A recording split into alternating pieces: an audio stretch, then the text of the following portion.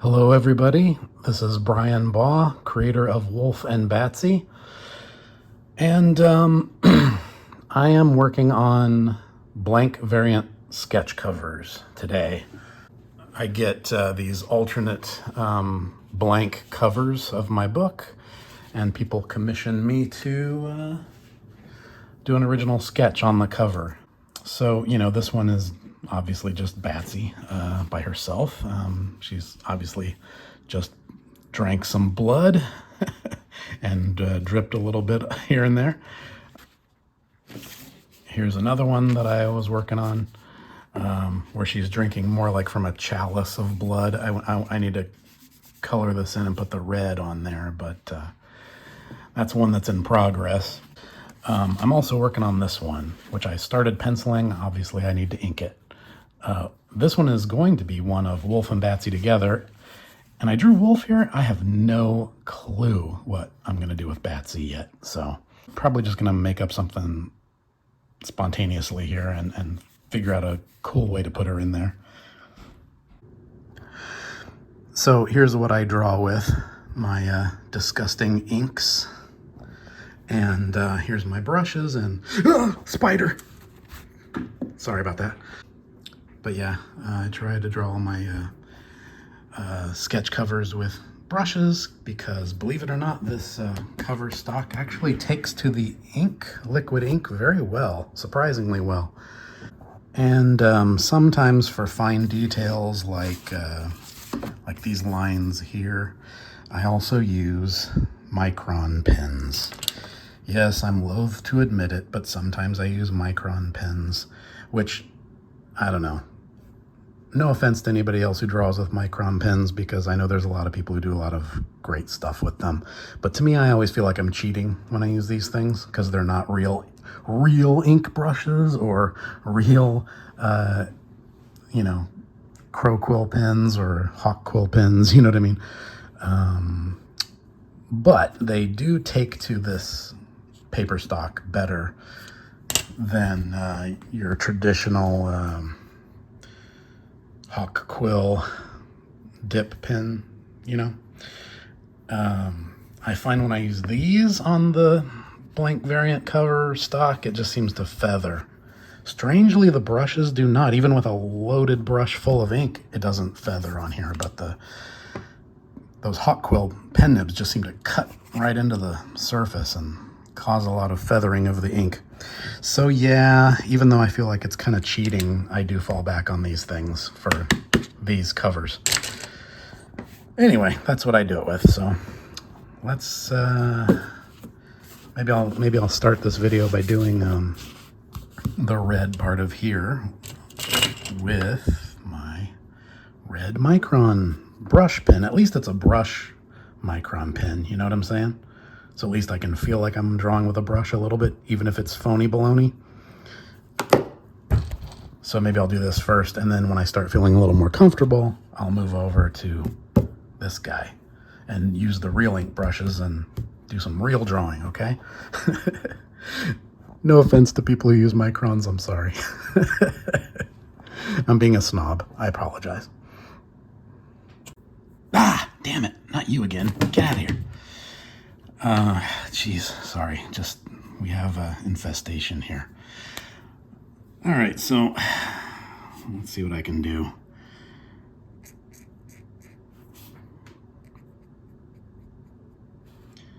Just give some, I don't think of Batsy as having red eyes. Maybe when she really vamps out, she might.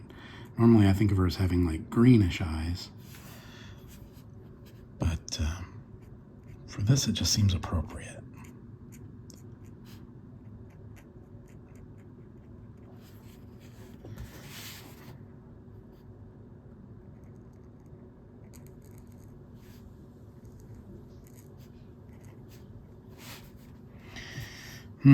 Debating if I should put some blood dripping down from her mouth.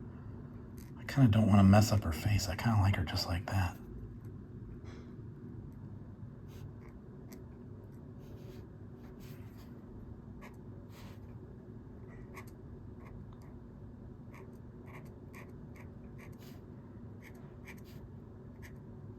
damn it, look at that. I got some red on her finger. See, this is why I don't like to draw while people are watching. I make stupid mistakes. I get sloppy. All right, I should probably, look, I did it again, right there. Look at that. Damn it. All right, so I should probably explain something. This video is a total experiment for me. I really didn't want to do it. I'm only doing it because a lot of people asked me to do it. I'm one of those weird artists who really has a difficult time drawing while people are watching. Even if it's just a video like this where there's nobody actually in the room with me. I don't know, man. When I draw, for me, it's a very private kind of thing. I have to be in the zone. I have to have my headphones on with some loud music playing, mood-setting music playing, or an audiobook, just something to take my mind off what I'm doing. I feel like drawing is almost like riding a bicycle. As long as you're not thinking about what you're doing, you're fine. But as soon as you start thinking about what you're doing, that's when you fall off. And that's how I am with drawing. I mean, even working in animation where I was in a studio in-house with other artists, you know, and we're all sitting in the same room drawing together. We're all in our own cubicles. Everybody's focused on their own work. Nobody's looming over anyone else's shoulder. Even if we're talking all day long, you know. And then every once in a while, when you really got to focus, we would put our headphones on and say, okay, fellas, I got to do a deep dive here. Leave me alone for the next hour. I don't know. That's just how I am. I'm weird. I know draw streams are very popular and YouTube videos of artists drawing are very popular. Personally, I don't know why anyone watches them. I can't think of any. I'm going to try really hard not to sound like a cynical, cranky old man here, but I don't know why anyone watches draw streams. Personally, I can't think of anything more boring than watching someone else draw. I don't mean to sound cynical and bitter or anything like that. It's just, I don't get it. I don't get the appeal of it. But a lot of people have asked me to do one of these draw streams, so like I said, this video is an experiment. So anyway, here's my rusty, trusty old ink brush. Get my ink over here. Get rid of the extra. And then I'll see what I can do here with Wolf. And I think I'm getting a shaky camera here too. See, this is another problem. This is another example of how this video is an experiment. I got a wonky camera angle and it's doing some camera shake. Try to ignore it. Anyway, yeah, so in a perfect world, I would not be doing this like this. I would not be drawing on camera. I would have some music on and I would be completely focused. Right now I feel a little bit self-conscious. I don't like to draw while people are watching. So, but I want to do a good draw stream, you know? I mean, I am so grateful for all the people that like Wolf and Batsy. It's so cool. I can't believe this is even happening, you know what I mean? Like, I wanted to be a comic book artist since I was like 12 years old. I don't know. And for years, I tried to get into it, tried to get into the indie comics world, you know. Went to conventions, took my portfolio, did all the stuff that everybody says you're supposed to do to break in or whatever, and just nobody liked my stuff. And, in a way, that was probably fine for me. Oh, damn it, I keep shaking this camera. In a way, that was probably fine for me because I always kind of had a desire to tell my own stories about my own characters, my own creations. Like, of course, I mean, I was a comic book fan as a kid growing up, so of course I wanted to draw Spider-Man and the X-Men and Batman and all those cool guys. Conan the Barbarian. I would have loved to have drawn those comics. But at the same time, I was also a big fan of, like, when I was in high school, like when I was a junior, senior in high school, maybe even earlier than that, That was when Caliber Press came out, and they were the people that first published The Crow, which at the time was unknown, and the only people who knew about it was not just comic book fans, but weird comic book fans like me and all my friends. And they published Dead World by Vincent Locke and Baker Street by Guy Davis. They just did all these awesome black and white comics. And man, I loved those. I love those original stories by writers and artists who did their own comics about their own characters. So yeah, sure, of course I wanted to draw Spider-Man if the world would let me. But, I was enough of a Marvel Comics fan in the 80s to know what their house style was and to know that I was not it. But again, maybe that was all right because I really had this desire to kind of make my own comics about my own characters. So in the 90s, when all of a sudden it was like, Image exploded, and all of a sudden there were all these independent publishers and things, and man, I did my own little black and white monster comics and tried to get them picked up, shopped them around at every comic book convention. Nobody liked them. I kept making the mistake of having monster heroes, and basically every black and white comic book publisher from 1990 to 1996 or so just kept telling me nobody's going to want to buy a comic book with a monster hero where the monsters are eating people. That's not sympathetic. But I was like, what? I don't know. They're monsters. They got to do what they got to do to survive. It's not their fault. Anyway, at some point I just kind of bumbled into TV animation for a day job instead, and that was fine. And I thought, well, who cares? I'll just make my monster comics on the side of my day job, at home, on the weekends. And,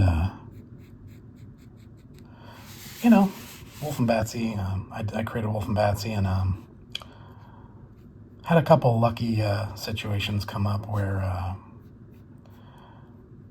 it briefly was picked up by a couple of small publishers who put out a few books here and there, but it didn't last. Either because, what really killed it was the 2008 financial crash. Put a lot of small comic book publishers out of business, and the one I was with at the time was the same story, So I never, ever, ever wanted to. Well, I always thought self-publishing would be cool, like, as a teenager in the 80s, just being all daydreamy about this stuff. I'd read those interviews with Dave Sim and people like that, in the Comics Journal. And Dave Sim would make self-publishing sound very attractive and very cool, but I was sort of intimidated by the whole business part of it, dealing with printers and all that stuff, all that, the hard part. Drawing comics is the easy part. Dealing with printers and not having your book turn out screwed up by the printer and having to make packages and ship copies and all that stuff, that's the hard part. Storing, inventory, all that stuff, to me, that's the real work. That's the part I didn't want to have to do. But anyway, after 2008, the publisher I was with dropped Wolf and Batsy, and after just putting out 3 little issues,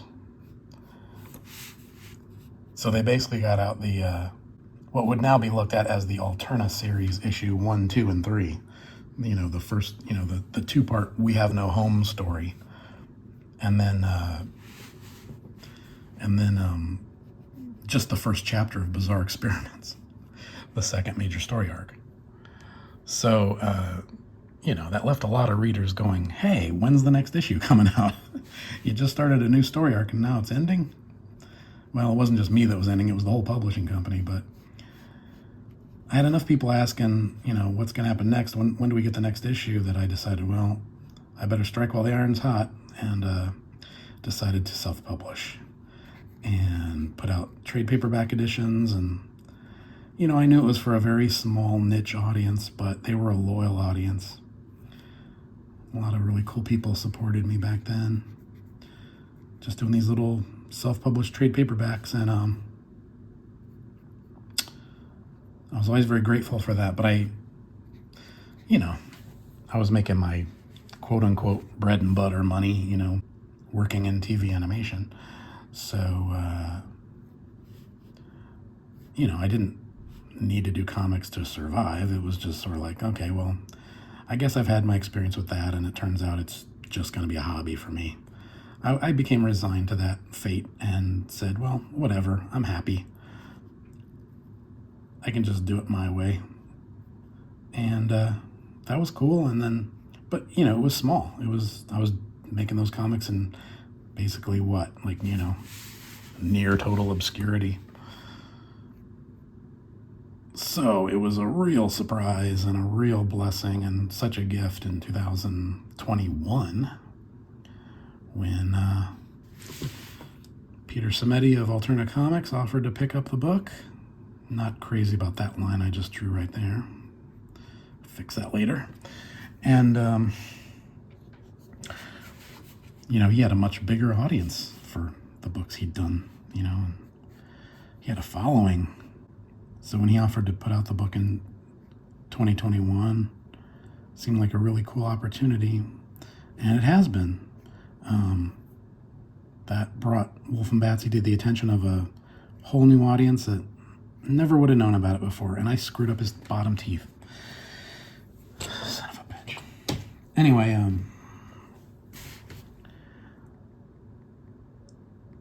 so I'm super. I guess you could say I've had enough failure and resignation that it was never going to be a thing. It was just going to be my little personal project. That to actually have it get picked up by a publisher and discovered by a new audience of so many people who really are responding to it and loving it now, I hope you guys know how much I super duper appreciate it. Because I sure never expected that to happen.